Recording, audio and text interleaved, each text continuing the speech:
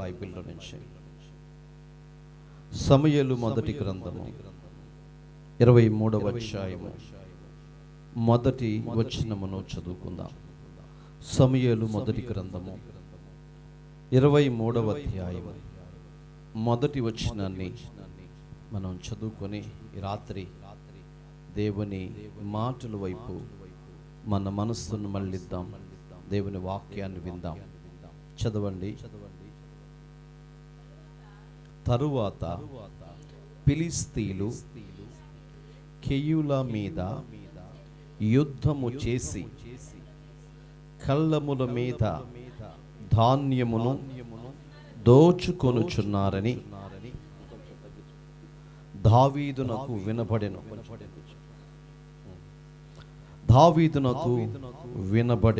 తర్వాత మాట, అంతటా దావీదు, నేను వెళ్ళి ఈ ఫిలిష్తీయులను హతము చేయుదునా అని యెహోవా యొద్ద విచారణ చేయగా, యెహోవా, నీవు వెళ్ళి ఫిలిష్తీయులను హతము చేసి కెయూలాను రక్షించమని దావీదునకు సెలవిచ్చెను.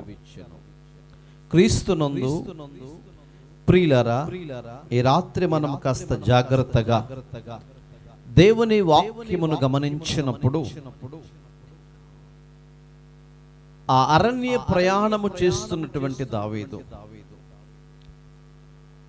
అరణ్యములో శత్రువుగా మారినటువంటి తన కుమారుడే, శత్రువుగా మారినటువంటి ఇశ్రాయేలీల ప్రథమ రాజైన సౌలు, వీళ్ళు తరుముతున్నటువంటి సందర్భాలలో అరణ్య యాత్ర చేస్తూ ఉన్నాడు.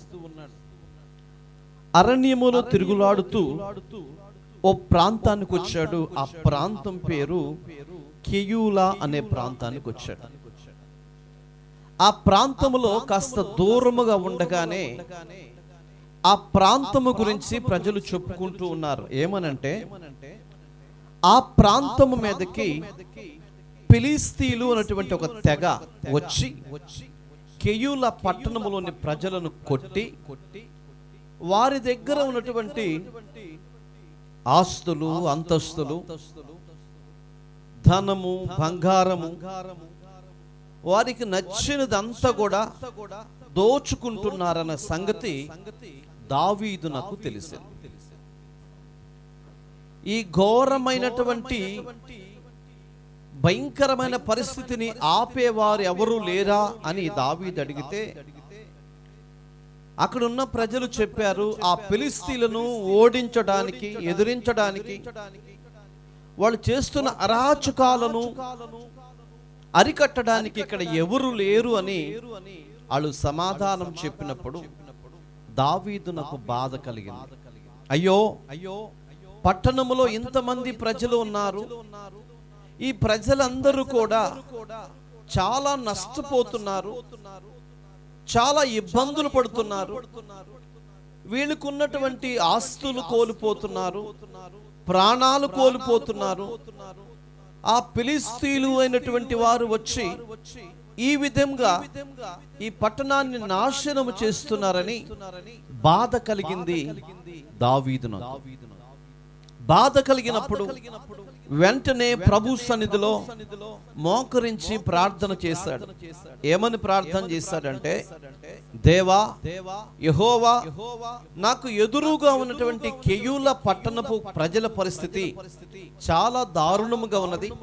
ఫిలిష్తీయులు అనే వారు వచ్చి ఆ పట్టణంలో ఉన్న ప్రజలను కొట్టి వారికి నచ్చినట్లుగా నచ్చినదంతా కూడా దోచుకుని వెళ్ళిపోతున్నారు. కాబట్టి ఏం చేయమంటావు అని ప్రభు దగ్గర ప్రార్థన చేశాడు.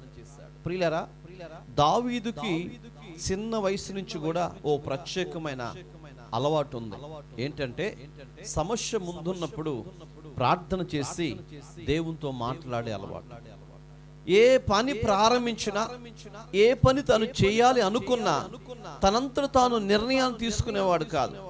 ప్రభు దగ్గర విచారణ చేసేవాడు, ప్రభు దగ్గర ప్రార్థన చేసేవాడు, దేవుని సెలవు తీసుకుని దేవుని చిత్త ప్రకారమే నడిచేవాడు, కానీ తనంతట తాను చేసేవాడు కానే కాదు.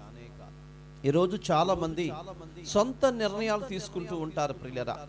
ఎంతవరకు సొంత నిర్ణయాలు కరెక్ట్ అంటే, కొన్ని సందర్భాల్లో మనం తీసుకున్న నిర్ణయాలే మన ప్రాణానికి మొప్పు తెచ్చిపడతాయి ప్రియులారా. మనం చేస్తున్న ఆలోచన విధానమే మనకి ప్రాణం మీదకి తీసుకొచ్చి పెట్టింది. ఎప్పుడు కూడా సొంత నిర్ణయాల మీద మనం ఆధారపడకూడదు. మన నిర్ణయాలు తాత్కాలికమైనవి, మన నిర్ణయాలు ఉపయోగము లేని ప్రియులరా. దేవుని చిత్త ప్రకారం మనం బ్రతకగలిగితే, ఆయన చిత్త ప్రకారము మనము జీవించడానికి ఇష్టపడినప్పుడు దేవుడు సరి అయిన మార్గములో సరి అయిన నిర్ణయము చొప్పున మనం నడిపిస్తూ ఉంటాడు. చాలా మందికి వాళ్ళ దగ్గరికి వీళ్ళ దగ్గరికి వెళ్ళి మాట్లాడడానికి టైం ఉంటుంది, సలహా అడగడానికి టైం ఉంటుంది, కానీ దేవుని దగ్గర కూర్చొని ప్రార్థన చేసి దేవుని చిత్తాన్ని వెతకటానికి అవకాశం ఉండదు, లేక టైం ఉండదు ప్రియారా. ఒకవేళ నువ్వు అలా ఉన్నావేమో ఈ రాత్రి, దేవుని దగ్గర కూర్చుని ప్రార్థన చేయకుండా, దేవుని చిత్తాన్ని వెతకకుండా, నీ ఇష్టం వచ్చినట్లుగా నీవు నిర్ణయాలు తీసుకుంటూ, నీకు నచ్చినట్లుగా నువ్వు బ్రతుకుతూ, దేవుని చిత్తానికి వ్యతిరేకంగా ఒకవేళ నువ్వు ఉన్నట్లయితే నీ ఆలోచనలన్నీ కూడా మార్చుకోవాలి ప్రియులారా. ఎందుకంటే మన ముందర దావీదు కనబడుతున్నాడు. దావీదు పరాక్రమము కలిగిన వాడు, దావీదు గొప్పవాడు. దావీదు యుద్ధము చేయటం ప్రారంభిస్తే 10,000 మందిని ఇలాగ చంపగలుగుతాడు. అంతేకాదు, ఇశ్రాయేలీయులకు ఉన్న ప్రత్యేకమైనటువంటి లక్షణం, గొప్పతనం ఏమిటంటే, వాళ్ళు కత్తి పడితే చెయ్యి తిమ్మిరెక్కేదాకా నరకతానే ఉంటారంట. అంత టాలెంట్ కలిగినటువంటి వారండి. అలాంటి వ్యక్తుల మధ్యలో దావీదు ఉన్నాడు. అంత పరాక్రమం కలిగిన దావీదు, అంత జ్ఞానం కలిగిన దావీదు, అంత గొప్పవాడిన దావీదు. అలాంటి వ్యక్తి కూడా ప్రభు దగ్గరకు వచ్చి ప్రభు సన్నిధిని విచారణ చేస్తున్నాడు. ఏమని విచారణ చేస్తున్నాడు? తనకేమైనా సమస్య వచ్చిందా? తన గురించి సమస్య రాలేదండి. ఎదురుగా ఒక పట్టణం ఉంది. ఆ పట్టణంలోకి దొంగలు, దోచుకునేవారు, బలత్కారులు వచ్చి ఆ పట్టణాన్ని దోచుకుని వెళ్ళిపోతున్నారు. ఈయన ఆ ఘోరాన్ని చూడలేక ప్రభు దగ్గర ప్రార్థన చేస్తున్నాడు. దేవునికి మహిమ కలుగును గాక. మనమైతే పోనీలు మనకెందుకు, మన మీదకి రాలేదు కదా, మన పట్టణం బాగానే ఉంది, మన కుటుంబం బాగానే ఉంది, మన పిల్లలు బాగానే ఉన్నారు అనుకుంటాం. దావీదుకి ఆ పట్టణానికి ఏ సంబంధం లేదండి. మార్గ మధ్యలో వెళుతున్నాడు, ఆ పట్టణంలో జరుగుతున్న ఆ ఘోరమైన సంగతి విన్నాడు. బాధ కలిగింది, తట్టుకోలేకపోయాడు. అన్యము పుణ్యం ఎరుగని ప్రజలను ఆ ఫిలిష్తీయులు వచ్చి అంతలా బాధ పెడుతుంటే, అంతలా కొడుతుంటే, వారికున్నవన్నీ దోచుకుని పోతుంటే, చాటి మనిషిగా తట్టుకోలేక ప్రభు సన్నిధిలో ప్రార్థన చేస్తున్నాడు. ఏమనంటే, దేవా, ఆ ఎదురుగా పట్టణంలో ఘోరాతి ఘోరం జరుగుతుంది, నన్ను అక్కడికి వెళ్ళమంటావా అని ప్రభుని అడిగాడు. దేవునికి మహిమ కలుగును గాక. హల్లెలూయా. వెళ్ళేవాడు సొంత నిర్ణయం ప్రకారం వెళ్ళొచ్చుగా. మన సొంత నిర్ణయం ప్రకారం వెళితే ఓడిపోతాం ప్రియులారా. నీ జీవితమైన, నా జీవితమైన, మన జీవితాలు ఎవరైనా సరే సొంత నిర్ణయాలు చొప్పున వెళితే ఓడిపోతాం, ఓటమి పాలైపోతాం. అందుకే ఎప్పుడు సొంత నిర్ణయాలు తీసుకోకూడదు. మనకంటూ ఆదరణకర్త ఉన్నాడు, మనకు పరిశుద్ధాత్మ దేవుడు ఉన్నాడు, మనం నడిపించే నాయకుడు ఉన్నాడు. ఆయన దగ్గరకు వచ్చి మనం ప్రార్థన చేయాలి. అదే పని దావీదు చేశాడు. వెళ్ళమంటావా ప్రభు అని అడిగితే ఆ యొక్క ప్రభు ఏమని చెప్పాడు తెలుసా? దావీదు, నువ్వులే, లేచి నీకు ఎదురుగా కనబడుతున్నటువంటి ఆ కెయ్యూల పట్టణములకు వెళ్ళు.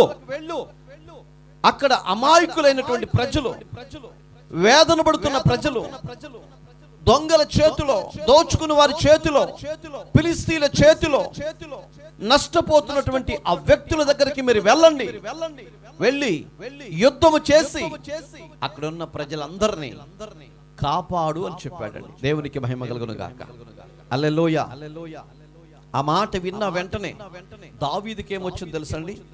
గొప్ప ధైర్యం వచ్చింది. ఎందుకంటే దేవుడే వెళ్ళమన్నాడు కాబట్టి. మనిషి సొంత ప్రయత్నం చేసి వెళితే అది జరిగిద్దో జరగదో అన్న బాధ. ఇప్పుడు ఎల్లమంది ఎవరు? దేవుడే. వెళ్ళొచ్చా వెళ్ళకూడదా? వెళ్ళాలి, వెళ్ళి తీరాలి. ఎందుకు వెళ్ళాలి? దావీదు కోసమా? దావీదు కోసమా? చెప్పండి, ఎవరి కోసం? ఎదురుగా ఉన్నటువంటి ఒక పట్టణం, ఓ పట్టణము పాడైపోతుంది. ఈ రాత్రి ఈ స్థలంలోకి మేము వచ్చాం. ఎందుకు వచ్చాము? ఎందుకు వచ్చాము?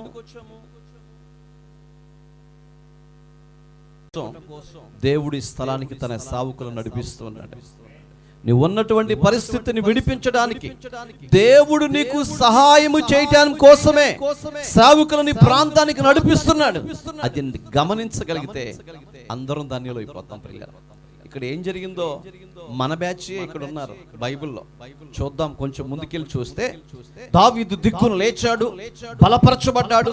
వెంటనే ఎవరిని ఆలోచన చేయకుండా, తన బలాన్ని తాను పరీక్షించుకోకుండా, ఆ ఫిలిష్తీయులు ఎంతమంది ఉన్నారో అంచనా వేయకుండా దూసుకుని వెళ్ళిపోయాడు. ప్రియులారా, ఆ కెయూల పట్టణంలోకి వెళ్ళిపోయాడు. చదువుదాం. తర్వాత దావీదుతో కూడి ఉన్న జనులు, మేము ఇచ్చుట యోధా దేశములో ఉండినను మాకు భయముగా ఉన్నది. ఫిలిష్తీయుల సైన్యములకు ఎదురుగా కెయూలకు మేము వచ్చిన ఎడల మరింత భయము కలుగును కదా అని దావీదుతో అనగా, దావీదు మరలా యెహోవా యొద్ద విచారణ చేసెను. నీవు లేచి కెయూలకు వెళ్ళుము, ఫిలిష్తీయులను నీ చేతికి అప్పగించుదునని యెహోవా సెలవీయగా, దావీదును అతని జనులను కెయూలకు వచ్చి ఫిలిష్తీయులతో యుద్ధము చేసి వారిని లెస్సుగా హతము చేసి వారి పశువులను దోచుకొనుచు వచ్చిరి. ఇలాగున దావీదు కెయూల కాపురస్తులను రక్షించెను. హల్లెలూయా. దావీదుతో దగ్గర అతనితో పాటు వచ్చిన ఒక 600 మంది ఉన్నారండి. ఎప్పుడైతే దావీదు దేవుని దగ్గర ప్రార్థన చేసి ఎదురుగా ఉన్నటువంటి కెయూల పట్టణానికి వెళ్ళటానికి ప్రారంభమయ్యాడో, ఈ 600 మంది వచ్చి, అయ్యా నువ్వు వెళ్ళిపోతే ఆ ఫిలిష్తీయులు ఆ పట్టణంలోంచి పారిపోయి ఎలాగ వచ్చి మా మీద పడి మమ్మల్ని కొట్టి చంపేస్తారు, కాబట్టి నువ్వు వెళ్తే మాకు దిక్కెవరయ్యా అని అడిగారు. అప్పుడు దేవుడు మరలా మోకరించి దావీదు ప్రార్థన చేస్తాడు, అయ్యా ఈ ప్రజల్ని ఏం చేయమంటావు? వాళ్ళు వచ్చి వీళ్ళని చంపుతారేమో భయపడుతున్నారయ్యా అని అంటే, దేవుడు అన్నాడు, నువ్వు లేచి వెళ్ళు, వాళ్ళందరిని నేను నీ చేతికి అప్పగిస్తున్నాను. దేవుడు చెప్పాడండి, ఫిలిష్తీయులందరిని నేను నీ చేతికి అప్పగిస్తున్నాను, వెళ్ళమని చెప్పాడండి. అప్పుడు లేచి ఈ 600 మందితో కలిసి కెయూల పట్టణంలోకి వెళ్ళి యుద్ధం చేయటం ప్రారంభిస్తారు. యుద్ధం చేయటం ప్రారంభించినప్పుడు ఆ ఫిలిష్తీయులందరూ కూడా హతమార్చబడ్డారు. ఎవరైతే శత్రువు ఉన్నాడో అందరూ చంపబడ్డారండి. అక్కడ బైబిల్ రాయబడిన మాట అంటే తెలుసా అండి, అప్పుడు ఆ పట్టణాన్ని అంట దావీదు మహారాజు రక్షించను రాయబడింది. రక్షించకపోతే దావీదు ఆ ఫిలిష్తీయుల చేతులు హతమార్చబడిపోయి ఉండేవాడు.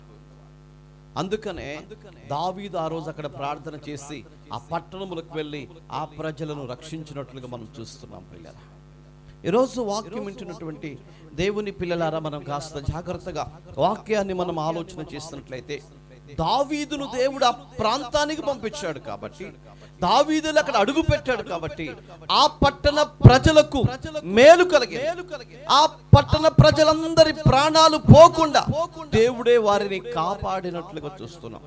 అతనితో పాటు 600 మంది సైనికులు ఉన్నారు. ప్రియులారా, దేవుని బలాన్ని చూసుకుని దేవునితో పాటు ఉన్నామన్న ఒక ధైర్యంతో ఆ పట్టణంలోకి వెళ్ళిపోయారు. ఆ పట్టణంలో ఉన్న ఫిలిష్తీయులందరినీ హతమార్చేశారు. దేవుడు సెలవిచ్చినట్లుగా చేశారండి. ఆ పట్టణ ప్రజలందరూ కూడా రక్షింపబడ్డారు. చెప్పండి, ఆ పట్టణ ప్రజలందరూ కూడా రక్షింపబడ్డారు. ఎవరి ద్వారా? దావీదు ద్వారా. ఎవరు రక్షించారు? దేవుడే. దేవుడే ఒక వ్యక్తిని పంపించాడు, రక్షించాడు. ప్రియులారా, అప్పుడు ఆ పట్టణం రక్షింపబడింది. ఇది ఇలా జరుగుతుంటే, ఆ పట్టణంలో దావీదుంటే ఆ పట్టణంలో దావీదుతో పాటు 600 మంది ఉంటే ఈ ప్రజలందరూ కూడా కెయూల పట్టణంలో ఉన్నారు. చెప్పండి, ఎక్కడ ఉన్నారు? కెయూల పట్టణంలో ఉన్నారు. ఈ సంగతి సౌలునకు తెలిసిందంట. చదవండి వాక్యముల నుంచి.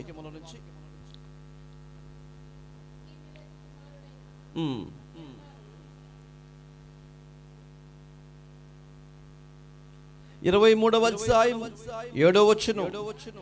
దావీదు కెయూలాకు వచ్చిన సంగతి సౌలు విని దావీదు ద్వారములను అడ్డుగడులను గల పట్టణములో ప్రవేశించి అందులో మూయబడి ఉన్నాడు. దేవుడు అతనిని నా చేతికి అప్పగించుకొనెను అనుకొనే. కాబట్టి సౌలు కెయూలాకు పోయి దావీదును అతని జనులను ముట్టడింపవలెనని జనులందరినీ యుద్ధమునకు పిలువనింపించెను. తర్వాత సౌలు తనకు కీడే ఉద్దేశించి ఉన్నాడని దావీదు ఎరిగి యాజకుడైన అబ్యాతారును ఏపోదును తెమ్మనెను. అప్పుడు దావీదు, ఇశ్రాయేలుల దేవా యెహోవా, సౌలు కెయూలాకు వచ్చి నన్ను బట్టి పట్టణమును పాడు చేయునుద్దేశించుచున్నాడని నీ దాసుడైనటువంటి నాకు రూఢిగా తెలియపరచబడి ఉన్నది. కెయూల జనులు నన్ను అతని చేతికి అప్పగించుదురా?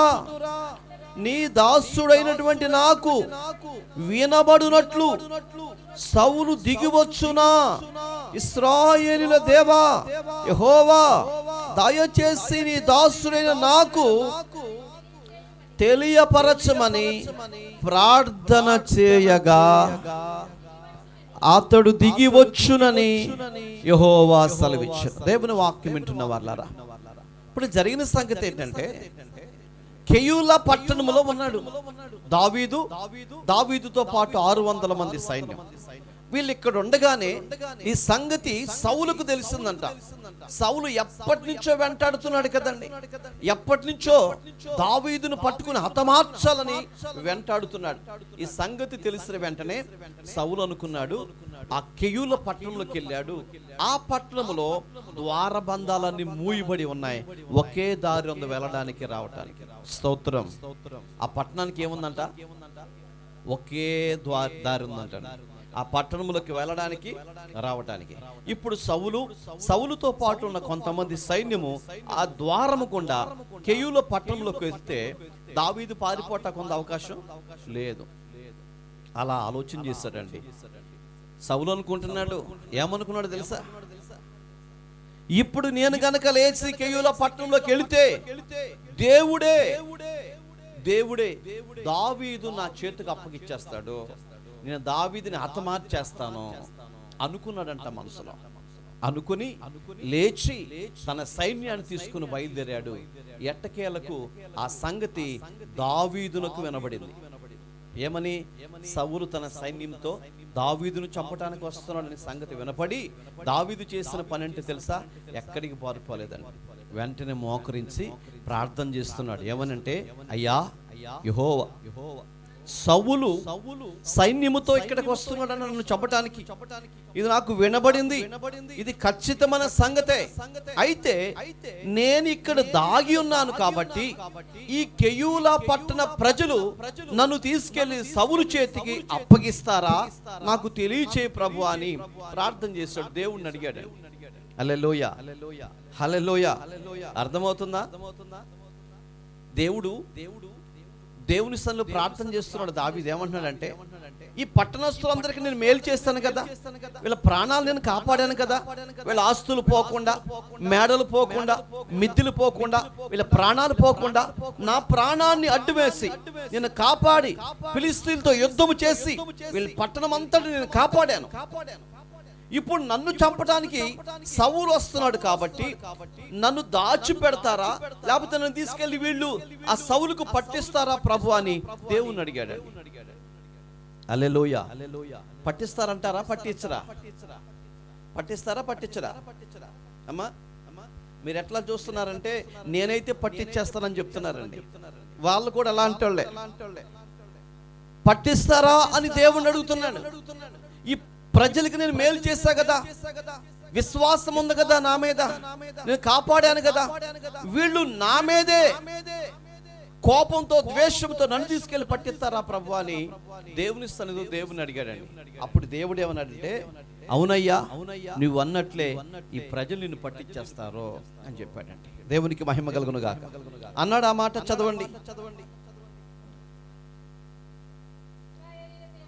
12వ వచనం, కేయూలా జనులు నన్ను నా జనులను సౌలు చేతికి అప్పగించుదురా అని దావీదు మరలా మనవి చేయగా, యెహోవా వారు నిన్ను అప్పగించుదురు అని సెలవిచ్చెను. హల్లెలూయా. దేవుడు చెప్పాడండి. ఏమన్నాడంటే, దావీదు నువ్వు నన్ను ఒక ప్రశ్న అడిగావు. ఏమని ప్రశ్న అంటే, ఈ ప్రజలు నన్ను పట్టిస్తారని అడిగావు. దేవుడు అంటున్నాడు, ఈ ప్రజలే నిన్ను పట్టిస్తారని చెప్పాడండి. అంటే కెయ్యూలా ప్రజలకి మనసు లేదా? కెయ్యూల ప్రజలు మంచి వ్యక్తులు కాదా? కెయ్యూల ప్రజలకు దావీదు ఏం చేశాడు?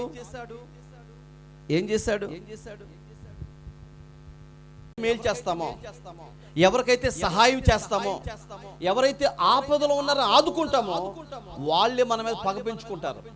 తెలుసా మీకు? అదే జరిగింది. దావీదుకి అన్యం పుణ్యం తెలియదండి. పాపం అరణ్యములో వెళుతూ ఉన్నాడు. వెళుతుంటే ఫలానా కెయ్యూల పట్టణం ఆపదలో ఉందని తెలిసిందండి. మనసు చంపుకోలేక, మానవత్వం ఉండవాడు కదండి, దేవుని కలిగినవాడు కదండి, మనసు చంపుకోలేక పరిగెత్తుకుంటూ వెళ్ళి దేవునితో మాట్లాడి, ప్రభువా ఈ పట్టణాన్ని నిన్ను కాపాడుతానికి వెళుతున్నా, నువ్వు కూడా నాతో రమ్మని చెప్పి ఆ పట్టణం మీద యుద్ధం చేసి ఆ కెయ్యూల ప్రజలందరినీ రక్షించాడండి. ఇప్పుడు దావీదు ప్రాణం మీదకే బాధ వచ్చింది. దావీదును చంపడానికి సౌలు ఆ గుమ్మం గుండా రాబోతుంటే ఇప్పుడు దావీదు అంటున్నాడు, దేవా ఈ పట్టణ ప్రజలు మంచోళ్ళేగా, నన్ను ఎందుకు పంటిస్తారులే ప్రభు అంటున్నాడు. దేవుడు అన్నాడు, దావీదు నీకు తెలియదు ఈ పట్టణ ప్రజల గురించి. ఏంటండి వీళ్ళు మామూలు మనుషులు కాదు, ఎవరైతే మేలు చేస్తారో వాళ్ళే పట్టించేస్తారు. వాళ్ళకి కీడును ఆలోచన చేస్తే మనుషులు, పట్టణ ప్రజలు ఇంతేనా? వాళ్ళ మనుషులంతా అంతే. ప్రపంచంలో ఉన్న ప్రతి వ్యక్తి అంతే. స్వార్థముతో కూడుకున్న వ్యక్తులు, అసూయతో కూడుకున్న వ్యక్తులు, వాళ్ళు మాత్రమే బ్రతికితే చాలు, పక్కన వాడు ఏమైపోయినా పర్వాలేదు అనుకునే వ్యక్తుల మధ్య నీవు ఉన్నావు. దావీదుతో దేవుడు చెప్తున్నాడు, అప్పుడు ఉంటాం కాదండి, ఇప్పుడు నీవు నేను అదే పరిస్థితిలో ఉన్నాం. మన అనుకుని శారదీస్తాం, మన అనుకుని సహాయం చేస్తాం, మన అనుకుని మధ్యలో ఉంటాం, మన అనుకుని ఎన్నో కార్యాలు మనం వాళ్ళ కొరకు చేస్తాం. ఆ తర్వాత వాళ్ళే మనకేం చేస్తారండి? కీడు తలపెడతారు ప్రియులారా, నాశనాన్ని తలపెడతారు. అలాంటి మనుష్యుల మధ్య మనం ఉన్నాం. నీ భర్త అయినా కావచ్చు, భార్య అయినా కావచ్చు, నీ పిల్లలైనా కావచ్చు, ఎవరైనా కావచ్చు ప్రియులారా, మన మేలు కోరేవారు ప్రపంచంలో ఎవరు లేరు. మన బ్రతకాలను కోరుకునే వాళ్ళు ప్రపంచంలో ఎవరు లేరు. నీవు ఒక్కదానివే. ఎందుకంటావేమో, ఒక్కదానివే లోకంలోకి వచ్చావు, నీకు నువ్వే. ఇంకా ప్రపంచంలో ఎవరు నమ్మటానికి లేదు. ఎవరు నమ్మటానికి లేదా? బైబిల్ చెప్తున్న మాట అదే. దావీదు అక్కడికి వెళ్ళి తన ప్రాణాన్ని అడ్డుపెట్టి ఆ ప్రజలందరిని కాపాడి, వాళ్ళ ఆస్తులు కాపాడి, నానా బాధపడితే ఈ ప్రజలంట సౌలు చేతికి దావీదుని అప్పగించబోతున్నారంట. మనుషుల బుద్ధి ఎలాంటిదో దేవుడు తెలియజేశాడు ప్రియులారా. మీలో ఎవరైనా ఉన్నారా అంటే మనమందరం అంటాం, నేను అలాంటి వాడిని కాదండి అని, అలాంటి వ్యక్తిని కాదని నేను అంటాం. అది ఎప్పుడు బయటపడితే తెలుసండి? ఇద్దరు వ్యక్తులు వెళ్ళి దొంగతనం చేస్తున్నప్పుడు ఆ దొంగతనం చేసిన వ్యక్తి పక్కనున్న వ్యక్తి మీద చెప్తాడు, నేను కాదు ఈవిడ చేసింది, ఈ అమ్మాయి చేసిందని చెప్పి దొంగతనం చేసిన వ్యక్తి ఎవరి మీద చెప్తాడండి? పక్కన వాళ్ళ మీద చెప్తాడు. ఎందుకంటే ఆ బాధల నుంచి తప్పించుకోవటం కోసం, ఆపద నుంచి తప్పించుకోవటం కొరకండి. మనిషి జీవితం అంతే, మనిషి బ్రతుకు అంతే. వాక్యం వింటున్నటువంటి వారులారా, ఇద్దరు వ్యక్తులు ప్రాణమే వెళుతున్నారు. ఒక కాలువ దాటాల్సిన పరిస్థితి వచ్చింది. ఫస్ట్ ఒక వ్యక్తి దిగంగానే తను మునిగిపోతుంటే ఇంకొక ఆవిడ దూకి ఆవిడని కాపాడిద్దా? కాపాడదండి.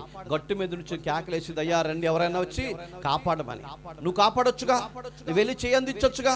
తను అంటది, నేను చెయ్యి అందిస్తే నా చెయ్యి కూడా లాగిద్ది, ఇద్దరం చచ్చిపోతాం.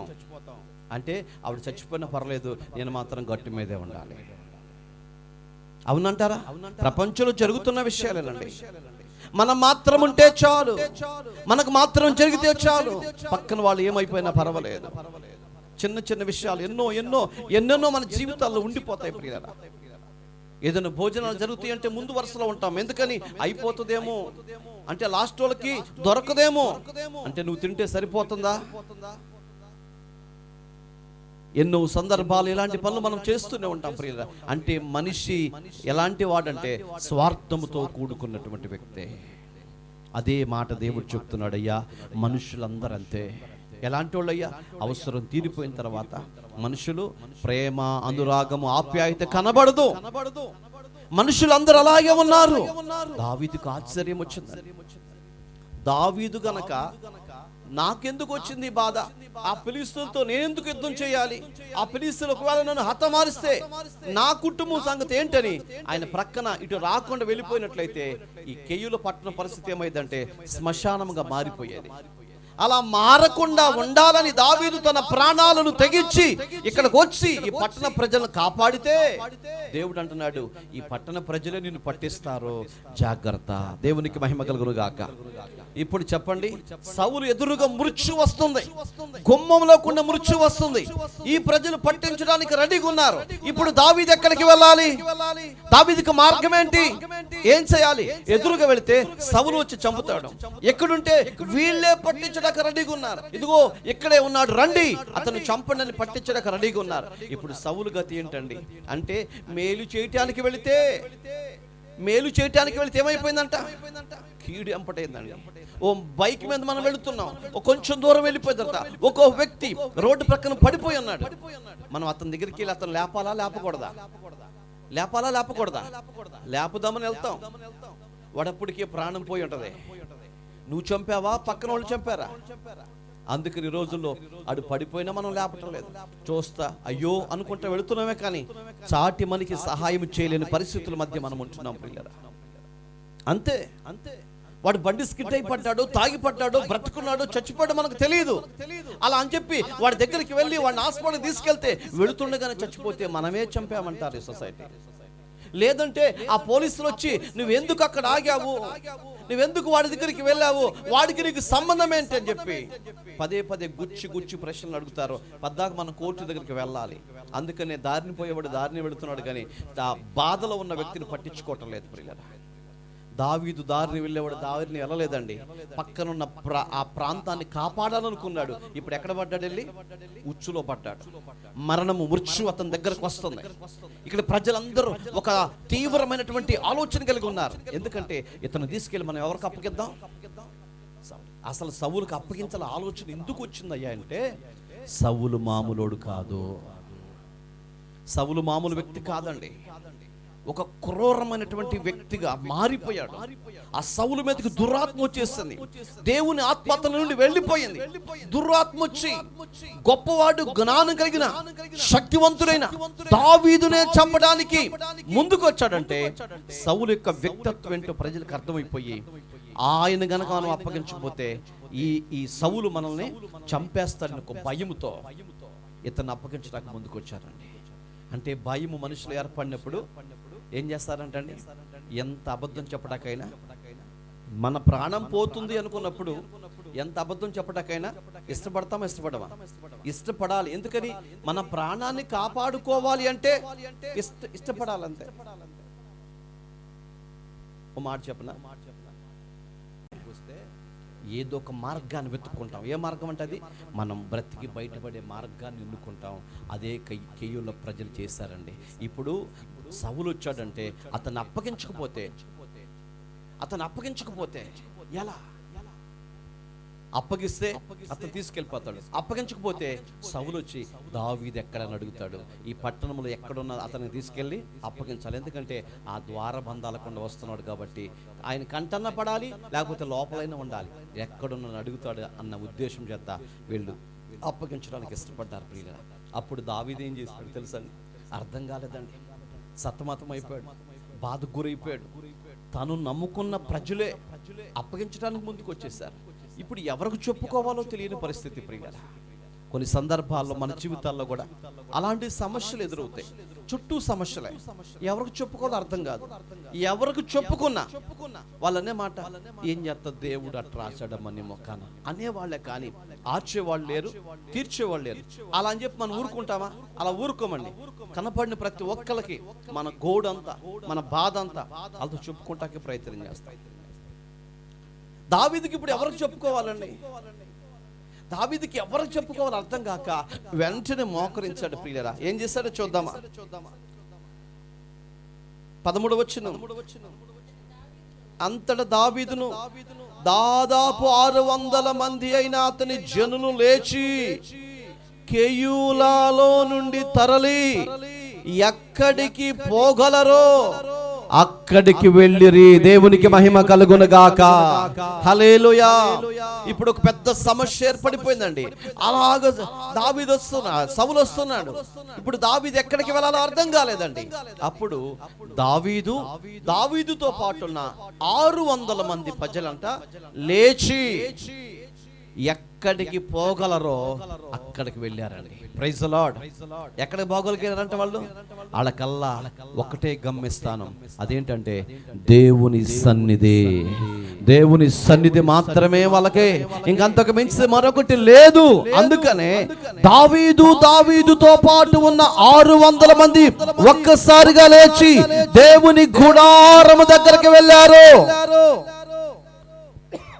దేవుని గుడారం దగ్గరికి వెళ్ళారు. ఆ గుడారం ఏం చేస్తుందో తెలుసండి? దావీదుతో పాటు ఉన్న 600 మందినంట కప్పిందంట గుడారము. దేవునికి మహిమ కలుగును గాక. హల్లెలూయా. దావీదుతో పాటు ఉన్న 600 మందిని దేవుని గుడారము, దేవుని సన్నిధి వారిని ఎలాగో కప్పిందంట. కప్పినప్పుడు సౌలు లోపలికి వచ్చాడు, అన్ని ప్రాంతాలు చూశాడు, అందరిని అడిగాడు. ఎక్కడ దావీదు గాని, దావీదు అనుచరులు గాని ఈ 600 మందిలో ఒక్కరు కూడా కనబడలేదండి. దావీదు ఎక్కడే ఉన్నాడు? అక్కడే ఉన్నాడు. దేవుని సన్నిధి చాటున ఉన్నాడు. ఆయన దేవుడే తన సన్నిధి చేత నింపాడు. వాక్యం వింటున్నటువంటి వాళ్ళ మనందరం ఎక్కడ ఉన్నాం? ఈ రోడ్డును అలాగ నడుచుకుంటున్నటువంటి వెళ్ళే వ్యక్తి ఉన్నాం. కాబట్టి ఇప్పుడు దావీదుతో పాటు 600 మంది దేవుని గుడారం కింద, అంటే దేవుడు తన హస్తము చాపి దావీదును తన ప్రజలు అలాగూ దాచిపెట్టాడు. అంతే. దేవునికి మహిమ కలుగును గాక. ఇప్పుడు దేవుని సన్నిధిలో, దేవుని ప్రణాళికలో, దేవుని ఆ ఘోరమైనటువంటి దేవుని ఆనందములో, దేవుని సంతోషములో, దేవుని ప్రణాళికలో, దేవుని సన్నిధిలో, దేవుని గుడారంలో అలాగ దాచబడ్డారు. ఎలా దాచబడ్డారంటే, కోడే తన రెక్కల కింద పిల్లల్ని కప్పిద్దంట. ఎన్నిటిని కప్పిద్దండి? కోడికి 15 పిల్లలు పుట్టినాయి. ఆ 15 పిల్లలు ఒక్కసారిగా కేకేసేది, ఆపదొచ్చింది అని తన స్వరముతో కేకేసినప్పుడు అక్కడ చుట్టుప్రక్కల మేస్తున్న ఆ కోడి పిల్లల్ని పరిగెత్తుకుంటూ వస్తాయి. వచ్చినప్పుడు తన రెక్కలు చాపిద్ది. ఈ కోడి పిల్లలన్నీ కూడా ఎక్కడికి వెళ్తాయి అంట? రెక్కల కిందకి వెళ్ళిపోతాయి. అన్ని పడతాయా? మనం పేర్చగలుగుతామా? మనం పేర్చలేం. కోడి అన్ని పిల్లలను దాచగలిగిద్దండి. దాచగలిగి కోడి మాత్రమే కనపడేది. కాకి ఎంత వెతికినా, అదే గ్రద్ద ఎంత వెతికినా కోడి పిల్లలు కనబడలేదే. మరి ఎవరు కనబడుతున్నారు? కోడి మాత్రమే కనబడుతుంది. ఆ కోడి ఎలా ఉంటుందంటే మహారోషముతో కనబడుతూ ఉంటుంది. నా దగ్గరకు వస్తే నిన్ను చంపుతానన్నట్టు కోపంతో కనబడుతూ ఉంటుంది. ప్రియులరా, ఆ కాకి అలాగొచ్చి వాలినప్పుడు ఈ కోడి పెద్ద స్వరముతో కేకలు వేస్తూ ఉంటది. అది కనుక దగ్గరకు వస్తే పిల్లల్ని విడిచిపెట్టి ఆ కాకిని తరిమి కొట్టింది. ప్రియులరా, ఇంతమంది పిల్లలను దాచిందా? దాచే సమర్థత, శక్తి దేవుడు ఆ కోడికి ఇచ్చాడు. ప్రియులరా, అదే అంటున్నాడు, నేను ఎలా దాస్తానో తెలుసా? నిన్ను నా రెక్కల కింద నేను దాచిపెడతాను. ఎప్పుడు ఆపద నీకు వచ్చినప్పుడు, బాధ నీకు వచ్చినప్పుడు, నీ శత్రువులే నీ మీదకి లేచినప్పుడు, ఎవరినైతే నువ్వు నమ్ముతావో, ఎవరైతే ప్రాణంగా ప్రేమిస్తావో, ఎవరైతే నా వారనుకుంటావో వాళ్ళే శత్రువులుగా మారినప్పుడు నేనున్న గుడారముతో నిన్ను కప్పడానికి. దేవునికి మహిమ కలుగును గాక. హల్లెలూయా. బయట వాళ్ళు ఎవరన్నా మన శత్రువులుగా చూస్తారండి? బయట వాళ్ళు ఎవరు మన శత్రువుగా చూడరండి. వాళ్ళు ఎవరో మనకు తెలియదు. మన ఇంట్లో వాళ్ళు మన శత్రువులుగా చూస్తారండి.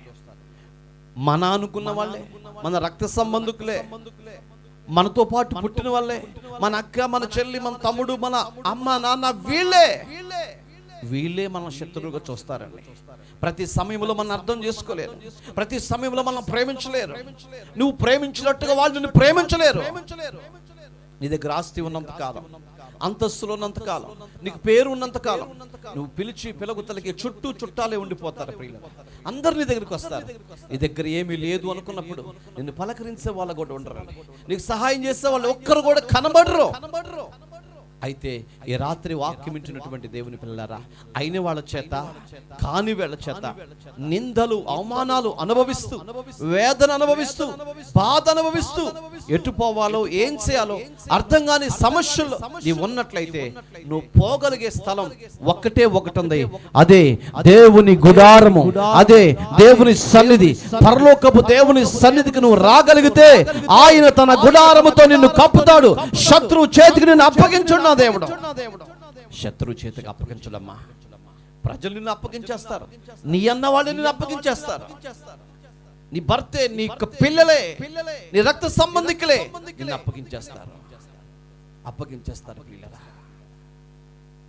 నిన్ను అప్పగించకుండా నిన్ను దాచుకోగలిగేవాడు యేసయ్య ఒక్కడే. శత్రువులో నుంచి విడిపించగలిగేవాడు యేసయ్య ఒక్కడే. తర్వాత మాట ఏం జరిగిందో తెలుసా అండి? చదవండి.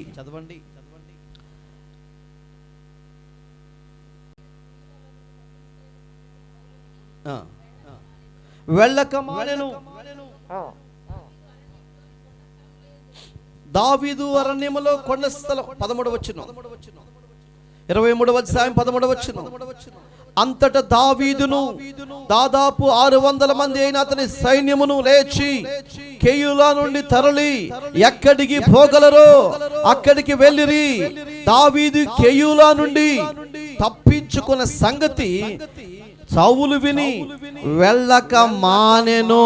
క్రీస్తునందు ప్రియులారా, ఇక్కడ మనం గమనించినట్లయితే దావీదు తన సైన్యము ఎక్కడికి పోగలిగారు, ఎక్కడ వాళ్ళకి నివాసము దొరికింది అంటే ప్రకటన గ్రంథంలో ఆ మాట రాస్తున్నాడు.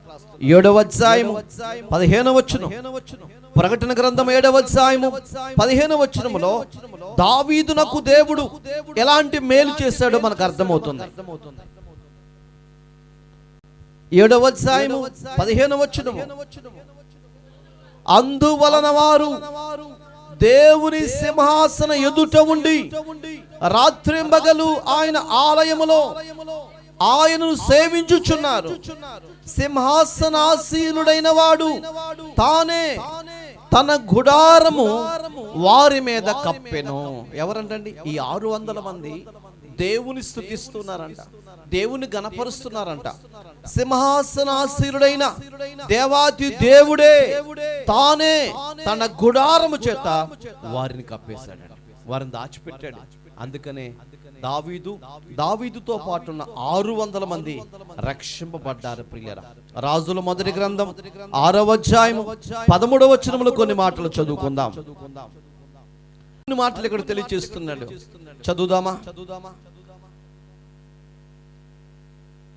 నా జనులైన ఇశ్రాయేలీయులను నేను విడిచిపెట్టక నేను వారి మధ్య నివాసము చేసేదను. దేవునికి మహిమ కలుగును గాక. దేవుడు అంటున్నాడండి, ఎవరు విడిచిపెట్టారు? కెయూలా ప్రజలు దావీదుతో పాటు ఉన్న ప్రజలు విసర్జించారు, విడిచిపెట్టారండి.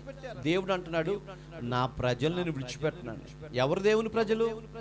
ఎవరంటే దేవుని ప్రజలు? ఈరోజు దేవుని వాక్యాన్ని వినటానికి వచ్చిన మీరందరూ దేవుని ప్రజలై ఉన్నారండి. మీ ప్రజల గురించి దేవుడు అంటాడు, నా ప్రజలు మీరు, నా ప్రజలను నేను విడిచిపెట్టను. ఎప్పుడు విడిచిపెట్టడు ఆయన? మన అనుకున్న వాళ్ళు ఎప్పుడు విడిచిపెడతారు మనల్ని? మన దగ్గర ఏమీ లేదు, ఒట్టి మనిషిగా నువ్వు ఉన్నప్పుడు విడిచిపెడతారు. గట్టి మనిషిగా ఉన్నప్పుడు విడిచిపెడతారా? ఎవరు విడిచిపెట్టరండి. ఒట్టి మనిషిగా ఉంటే అందరూ విడిచిపెడతారు. గట్టి మనిషి అయితే అంటే నీ దగ్గర అన్నీ ఉన్నాయి అనుకోండి, ఎవరు పిలిచినా వచ్చేస్తారు. ఇక్కడ దేవుడు ఏం చెప్తున్నాడో తెలుసండి, నీ దగ్గర ఏమి లేకపోయినా మీరు నా ప్రజలు కాబట్టి, మీరు నన్ను ఆరాధిస్తున్నారు కాబట్టి నేను మిమ్మల్ని విడిచిపెట్టను. ఆయన విడిచిపెట్టేవాడు కాదు. అంతేకాదు, వారి మధ్య నివాసం చేసేదను. ఇప్పుడు ఇశ్రాయేలీయులు అనగా దావీదు తన ప్రజల మధ్య ఎవరున్నారంటే దేవుడే వారి మధ్య ఉన్నాడండి. ఇంకా చాలా విషయాలు ఉన్నాయి, కానీ చాలా మంది నిద్రపోతున్నారు. వాక్యములో దినవృత్తాంతములు మొదటి గ్రంథం 23వ అధ్యాయం 25వ వచనంలో చూస్తే ఈ మాట మనకు వినబడుతుంది. చదవండి. దినవృత్తాంతములు మొదటి గ్రంథములో 23వ అధ్యాయము 25వ వచనములో దేవుడు మన మధ్య ఉండడం కాకుండా దేవుడు మనకి ఏం చేయబోతున్నాడో అదొక విషయాన్ని చెప్తున్నాడండి. చదవండి ఆ మాట. ఇశ్రాయేలీయుల దేవుడైన యెహోవా తన జనులకు నెమ్మదిని దయచేయుచు ఉన్నాడు గనుక వారు నిత్యము యెరూషలేములో నివాసము చేస్తారు. హల్లెలూయా. ఇందాకటి వరకు ఇశ్రాయేలుకి ఏమీ లేదండి. దావీదు గాని దావీదుతో పాటు ఉన్న 600 మందికి గాని నెమ్మది లేదు, బాధ. ఏంటి? సౌలు ఒక పక్క తరుముకుంటూ వస్తున్నాడు. ఈ ప్రజలు చూస్తే నమ్మక ద్రోహం చేయడానికి సిద్ధపడ్డారండి. అలాంటి పరిస్థితుల్లో ఏం చేయాలో నెమ్మది లేక అలమటించిపోయాడు, అల్లాడిపోయాడు, బాధ అనుభవించాడు. అలాంటి వారి జీవితాల్లోకి దేవుడు ఏమి ఇస్తున్నాడంట? నెమ్మదిని ఇస్తున్నాడు. ఈరోజు ఒకవేళ నువ్వు నెమ్మది లేకుండా ఉన్నావేమో, బాధల్లో ఉన్నావేమో, కష్టాల్లో ఉన్నావేమో, కన్నీటి మధ్య ఉన్నావేమో, ఎవరికి చెప్పుకోవాలో అర్థం కాని సమస్యల చేత బాధపడుతున్నావేమో, నిన్ను అర్థం చేసుకునే వాళ్ళు లేక అలమటించిపోతున్నావేమో. ఇదిగో దేవుడు నీకు నెమ్మది దయచేయడానికి సిద్ధంగా ఉన్నాడు. ఆయన ఒక ప్రశాంతత నీకు ఇవ్వటానికి రెడీగా ఉన్నాడు. ఆయన దగ్గరకు నువ్వు వస్తే ఆయన నీకు సహాయం చేయటానికి ఇష్టపడుతున్నాడు. యెషయా గ్రంథములో 30వ అధ్యాయము 19వ వచనము చదువుకున్నట్లయితే మరొక మాట ఇక్కడ మనకు కనబడుతుంది. ఈ మాటలోని కొన్ని మాటలు మనం చదువుకుందాం. యెషయా గ్రంథం 30వ అధ్యాయము 19వ వచనం. ఆయన మనల్ని ఏ విధంగా ఆదరిస్తున్నాడో, ఏ విధంగా మనకు సహాయపడుతున్నాడో, ఏ విధంగా మనకు నెమ్మదిని కలిగిస్తున్నాడో మనకు చదువుకోగలుగుతున్నాం. చదవండి. సియోనులో యెరూషలేములో ఒక జనము కాపురముండును. జనమా, నీవిక ఎంత మాత్రము కన్నీళ్లు విడవవు. ఆయన నీ మొర విని నిశ్చయముగా నిన్ను కరుణించును. ఆయన నీ మాట వినగానే నీకు ఉత్తరం ఇచ్చును. ప్రియులారా, సియోనులో ఒక జనం ఉందంట. ఆ జనం ఏదండి? దావీదు జనమే. ఈ ప్రజలే. ఈ ప్రజలతో చెప్తున్నాడు, ఇక మీరు కన్నీళ్లు విడవద్దు, మృత్యు వస్తుందని, సౌలు తరుముకుంటూ వస్తున్నాడని, ఈ ప్రజలే మిమ్మల్ని అప్పగిస్తారని, మీ చుట్టూ ఉన్న మీ బంధువులు, స్నేహితులు, మీ రక్త సంబంధులే మీకు శత్రువులుగా మారిపోతారని మీరు భయపడొద్దు, నేనున్నాను మీకు. దేవునికి మహిమ కలుగును గాక. ఎవరు చెప్తారండి ఈ మాట? నేనున్నాను మీకు. ఎందుకు? నెమ్మదినివ్వటానికి, ఆదరించడానికి, కనికరించడానికి, మీకు తోడుగా నేనున్నాను. మీరు కన్నీళ్ళు ఎడవద్దు. దేవుడు చెప్తున్న మాట అండి. మీరు కన్నీళ్ళు ఎడవటం దేవునికి ఇష్టం లేదండి. మీరు బాధపడటం దేవునికి ఇష్టం లేదు. ఎందుకు? మీరు దేవుని ప్రజలంట, దేవుని సొత్తైన ప్రజలంట, మీరు దేవునికి ఇష్టమైన ప్రజలంట మీరు. అందుకనే మీరు కన్నీళ్ళు ఎడవద్దు, నేను మీకున్నాను. మీ శత్రువు చేతులుంచి నేను మిమ్మల్ని విడిపిస్తాను.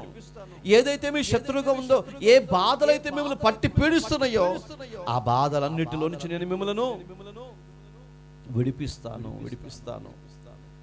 మీకు నేను తోడుగా ఉంటానని దేవుడు చెప్తున్నాడు. ప్రియులారా, కెయ్యూలో పట్టణ ప్రజలు దావీదును త్రోసివేసినా దేవుడు త్రోసివేయలేదండి, దేవుడు నెట్టివేయలేదండి.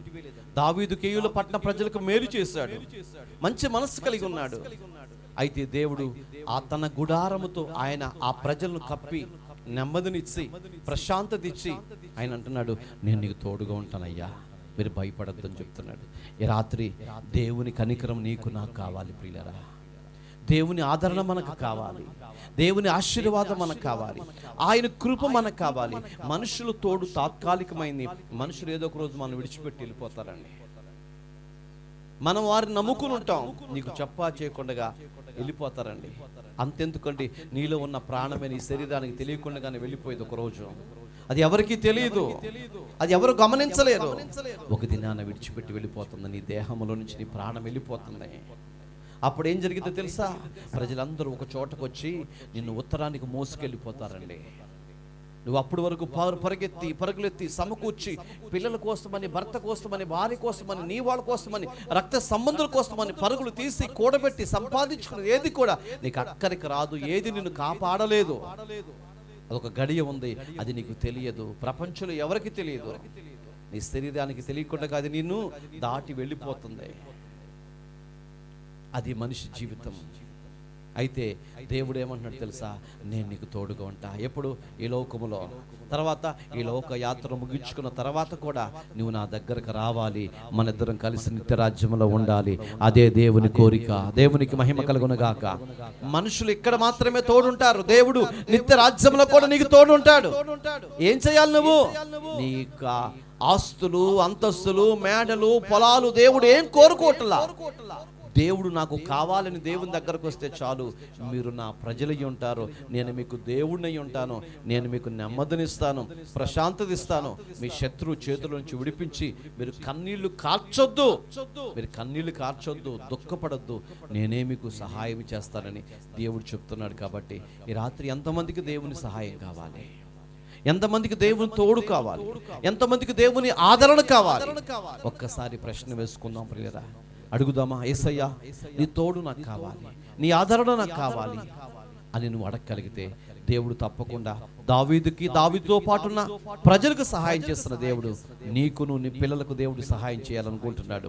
ఈ రాత్రి నువ్వున్న స్థలంలో లేచి నిలబడి, ప్రభువా నాకు కావాలి సహాయం అని ప్రభుని అడుగుదాం. లేచి నిలబడండి, ప్రభు సన్నిధిలో ప్రార్థన చేసుకుందాం.